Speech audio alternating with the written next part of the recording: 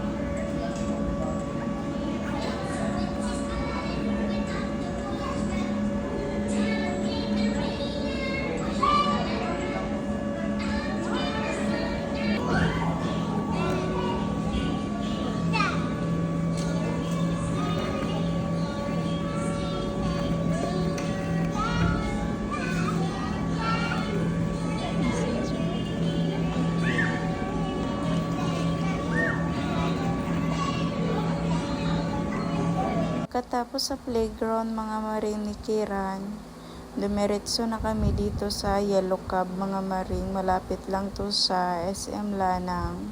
Nag-take out lang kami mga maring kasi alam kong sobrang kulit. Hindi ako makakain ng maayos mga maring. So nag-decide kami ni Daddy na take out na lang. Kita nyo naman yan mga maring. Hindi makabehave. Sige ng takbo mga maring. Energetic talaga siya mga maring. Hindi siya makafeel ng pagod mga maring. Pinagpawisan na yung kilikili ko dyan mga maring sa sige takbo mga maring. Sige sunod sa bata. Sobrang kulit niya talaga mga maring. Walang kapaguran ito mga maring.